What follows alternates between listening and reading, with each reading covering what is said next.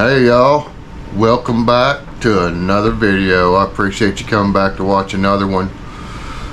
This video is going to be about me going to St. Louis during bow season to do a stucco job.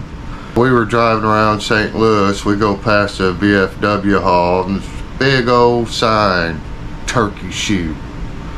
So if you guys want to hear about how I went to St. Louis to do a stucco job and possibly bow hunt, because everybody knows there's big bucks up there in St. Louis County, and ended up going to a turkey shoot, man, did it turn out crazy. I couldn't believe it.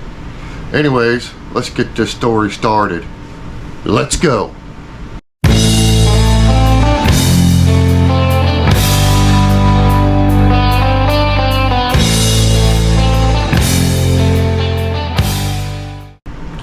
Alright, thanks for coming back, you guys, and watching another video. Appreciate if you hit the like button before we even get started, because my videos are usually so good that you end up forgetting to hit the like button. I know it's kind of my fault, but if you would, just go ahead and hit it now. And then if you like what you see, go ahead and subscribe. I sure would appreciate it. So as you guys know, I'm a plasterer by trade. So we go to St. Louis to do some condos, and we're doing traditional stucco. It's during September, and I know this because bow season's open. So I was an avid bow hunter. I bow hunted everywhere we went, out of state, anytime bow season was open. When I was on a job, I tried to find a place in that area, conservation, public land, that I could bow hunt while I was there.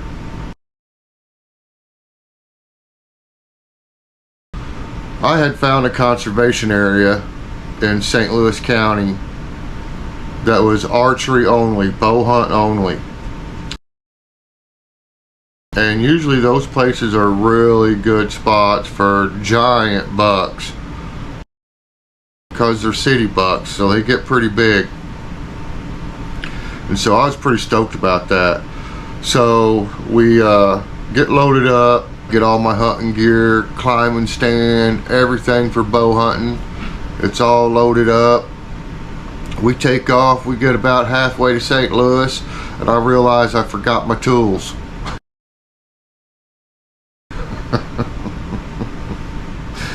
I was so jacked up about going bow hunting, I'd forgot my tools. So anyways, we go ahead and we go to St. Louis, and I end up going to a tool shop up there, and I had to buy a whole new set of tools, and that was a little bit pricey. I wasn't expecting that, but it was okay. So we get on the job, and you know, we start working. I'm telling everybody about how I'm going to go kill a big monster buck on the conservation land, yada yada yada, right? Nobody really cares. A couple guys that I worked with, they hunted, but they wasn't hardcore like me at that time. So anyways, we take off one night, and we're going to go to town and go eat out, right? So we load up, we head to town, we pass this VFW hall. Now my dad's a Vietnam vet, my grandpa's World War II vet, both my grandpas actually are World War II vets. We go by the VFW hall, and there's a big sign out in front of the VFW hall, right at the driveway, turkey shoot. I'm like, oh wow, that's pretty cool. We work all week, I go bow hunting. I do go bow hunting out at the conservation area, and I'd leave. My boss was cool, he'd let me take off early afternoon so I could go hunt for a few hours and come back. I never got nothing bow hunting. The bow hunting thing didn't work out. I'm wanting to do this turkey shoot, so I didn't want to leave for the weekend, but I didn't have my shotgun either. And so what I did was I talked to one of my buddies, one of the guys I worked with. I talked him into going back early, getting my shotgun, bringing it back to me in St. Louis. This is one heck of a friend, you guys. And he goes, he gets my shotgun, he brings it back to me. I'm not sure if I'm even going to get to enter this turkey shoot because I'm not a veteran, right? I'm not a member of this VFW hall or nothing, you know. So I'm kind of winging it, hoping that my, you know, debonair charm will get me in.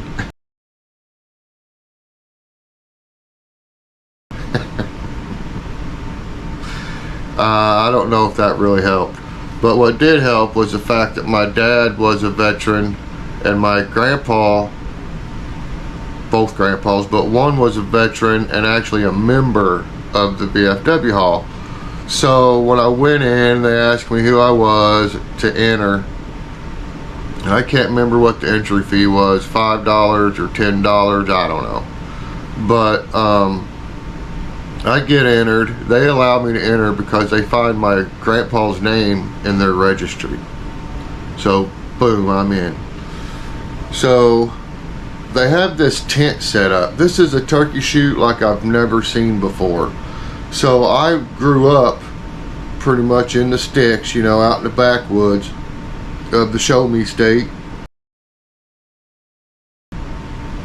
And we had turkey shoots every year in our little town, but not like this. And I assume it's because we were actually inside the city limits. And but they had a tent set up, a big army tent, and at one end of the tent was open and there was a shooting range right there basically. And they had these targets set up. I'm gonna guess they wasn't more than 10 yards, these targets, and they were 4x4 targets, right, with a little bullseye and 3 rings around it. Now I'd never shot at targets like that before because where I grew up at our turkey shoots, we were usually shooting strings, and if there was a target, it was a larger target. It wasn't real tiny like that, which I guess it didn't matter because you're just aiming at the bullseye, right? And it's whoever gets closest to the bullseye wins. Now inside that bullseye there was an X, right? So that's important, and I didn't realize how important it was until later on. But anyways, so I get entered, I go in the tent. This turkey shoot is set up different than I've ever seen before in my life. I've got my Mossberg 835 Altu mag. I hadn't had that shotgun but a couple years, and so, you know, and I mainly just shot skeet and went, you know, dove and quail. It was a bird gun, so that's basically what I used it for. I'd taken out a few turkeys with it too, but it really wasn't my turkey gun. But that's the one that got grabbed and got brought to me, so that's the one I was using. So like I said, the turkey shoots that I'm used to going to when I was growing up, we would hang a jug from a string, and basically like a trot line string. We used 22s. This is how you won the turkey, by the way. Okay, so at a turkey shoot, there's one for meat, there's one for money, there's one for a turkey, you know, so you can enter different categories, right? So to shoot for a turkey, and it was a live turkey, you'd have to shoot the string from the jug. Whoever hit the string won a turkey, and sometimes more than one person hit the string, so there was a lot of live turkeys. My brother Mike won it one year. My brother Mike actually won that and shot the string. Anyways, I never won in any of those turkey shoots. I would enter and I just wouldn't win. I didn't have proper firearms back then. It was usually using somebody else's, didn't know how it shot, you know, because it makes a difference. So I get to this turkey shoot. I go in there. I see the setup, and it's a small setup. It's confined. They've got a bunch of tables in this tent. There's quite a few people in there. A lot more people than I thought there was going to be, actually. And all kinds of different shotguns. But I was the only person in there that had a Mossberg 835 Ultimag. And the reason being was when this happened, these shotguns were fairly new. Mossberg had just come out with them a few years before, and so they wasn't real big on the market, and it's a lower budget gun, right? So it didn't cost that much. It was the cheaper end of shotguns, but man, they're good shotguns. I wouldn't recommend any other shotgun, to be honest for you. To be honest with you, I wouldn't. I think they're the best shotguns made. And anyways, that's just my opinion, not sponsored, nothing like that.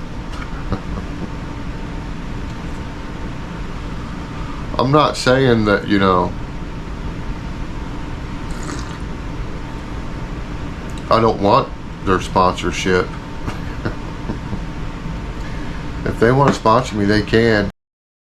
Hey, Mossberg. No, I'm just kidding. Anyways, I get in there, everybody's wanting to look at my shotgun because most of them guys in there had never seen one before. So that was kind of cool, you know. And as a matter of fact, let me go get it. I'll just go get it so I can show you guys this shotgun. Most of you have probably seen one. Alright, so this is what I'm talking about, you guys. Mossberg 835 Ultimag. This is my very first shotgun after me and my wife got married like 100 years ago. No, it's been 29. Feels like 100. But this is the one that went to St. Louis. I better go ahead and leave that open. None of them had seen one like that. You know, it's got the big long barrel on it for bird shooting. It's a bird gun. Most of them guys in there and gals, which is also kind of foreshadowing, they had never seen one, so they were pretty stoked about looking at it or whatever. I was kind of famous for a second, okay? I was the popular guy just for a minute. So anyways, I think I got, I went down there, I had, man, I want to say $100, maybe. I don't know. I can't remember if I had $100 or like $120, which I guess it don't matter. I'm pretty sure I had like $100. I end up entering into each different category. Well, by the time I did my entry fee and I'd bought myself some drinks and I shot through all the categories and lost, I almost won the ham. Right, I was close, really close. And something I had noticed, because they bring the rounds that you're going to shoot, you don't get to bring your own rounds, but these rounds were reloads, naturally, and they were loaded light, you guys. I mean, super light. At 10 yards, my shotgun was shooting low and to the right. When I was hitting on them targets, now you got to remember, it's just a 4x4 little card that you're shooting at, but you could see where your main pattern was hitting. You know what I mean? You could adjust according to the target if you sat and looked at all of them. Well, I noticed I was shooting low right, and by the time it got to the very last category, which was the money category, which I didn't pay, I didn't have enough money to get tickets for that category. It was the last one. It was the coup de grace, right? It was for the pot, and I didn't have the money for a ticket, so I was out. By this time, I had made friends with quite a few people in there, you know, chit-chatting, talking, you know. I mean, obviously you guys know I like to tell stories. I'm sitting there telling stories to these veterans, you know, and they're eating it up, all my bow hunting stories, you know. And I think they like the way I talk too. I don't have the money. They're all asking me if I'm going to do the last shoot. There's one ticket left. They're trying to sell all the tickets. There's one left. I don't have money to buy it. One of these guys says, I'll buy it.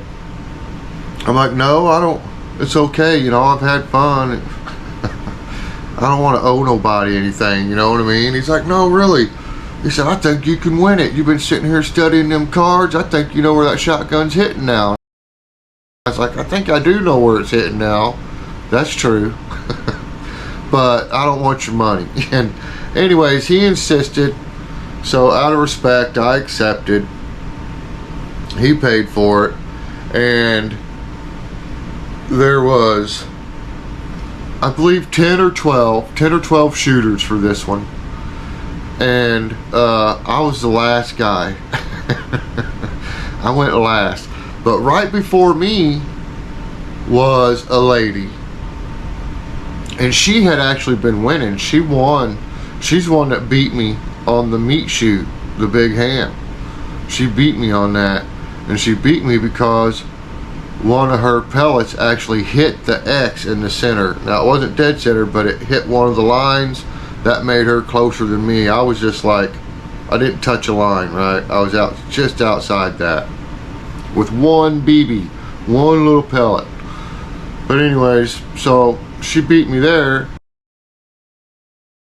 and we get down to the money shoot, and I'm pretty much, I figure this thing is, I'm not gonna win, right? I'm not gonna win. And so I just give it one shot.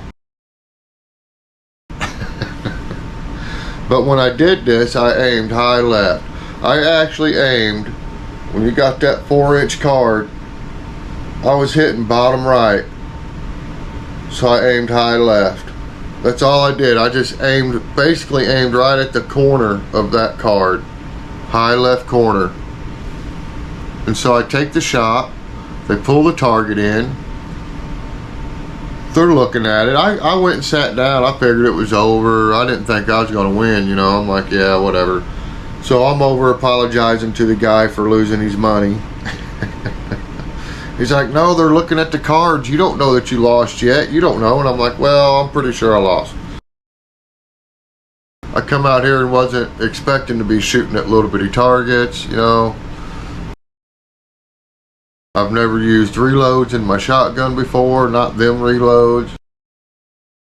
So I really didn't know what was going to happen, you know. I really seriously didn't think I was going to win anything. I was just having fun for the weekend. We're sitting there. Judges are going through the cards. And I have that target somewhere, you guys. I don't know where it's at. I can't find it, but I do have the receipt for this story. It might be out in my shed hanging in front of my CB radio or something. So anyways, they get down to 2 targets, and now everybody's talking too, you know what I mean? They're like, oh, what's going on? Because they're taking these targets and they're putting them across each other like this, and they're looking at them hard, and they're over there talking and chattering, so everybody else is talking, and they find out whose cards it was. It was my card and the lady's card, and they're looking at them close. And you know, I think that lady was using a Remington 870, which is my little brother's favorite shotgun. I don't care for him, but anyways, she was using a Remington 870. So, and I think she had been shooting that gun a lot because she won a lot of categories. So I was pretty nervous, and I figured she beat me just like the last time. I wasn't even thinking, you know. I was like, okay, whatever. I'm trying to finish my soda and my food so I can just leave with my tail tucked. Head down. So anyways, they're looking. Everybody's starting to gather around the judges now, and they call out that, you know, it's Mr. Cooper and then this lady.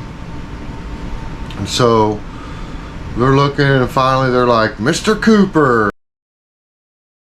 And I was like, what? So I jump up, and them guys that I was sitting with, them guys, they were all like, yeah, I told you, don't never give up, don't never give up. You had it. We knew you was going to win. We knew you was going to win with that shotgun. They started building me up, you know what I mean? They was building me up.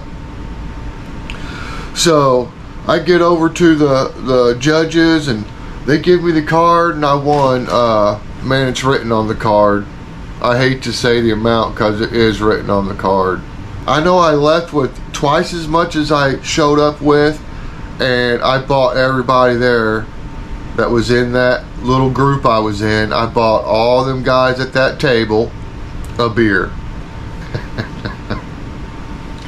So anyways, I'm leaving. I packed my shotgun up. All them guys were like, we hope to see you again, you know. By this time I'd already told them basically my whole life story, and that I was working up there, and you know, but I also told them my family was all from up there, so they really, you know, wanted me to come back. I never went back.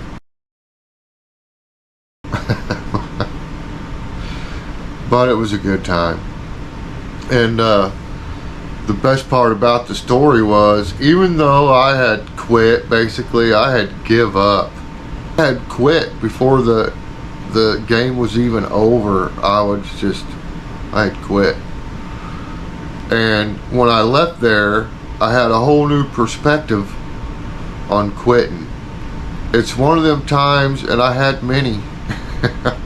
I've had many of these times, but it was one of them times that made me realize to never give up. You know, always have faith in yourself, faith in God, and know that if you have confidence in yourself, you're going to come out on top. Eventually you're going to come out on top. I promise. You cannot give up. So when you think you're going to lose it all, and you blew $100 for no reason, don't sweat it. Don't sweat it. When something gets under your skin and starts making you feel like you're not worth anything, squash it. Because that's not true. Okay? Millions of people love you. Millions of people care about you. If you're having problems, get a hold of somebody. If you're having doubts, talk to a friend, talk to your family members, go to church, talk to your preacher. Don't never give up. That's the main point of this story, is don't give up. You gotta keep on keeping on. So, God bless everybody. I hope you liked the video. Hit like, subscribe, click the bell, notification, hit all. Peace.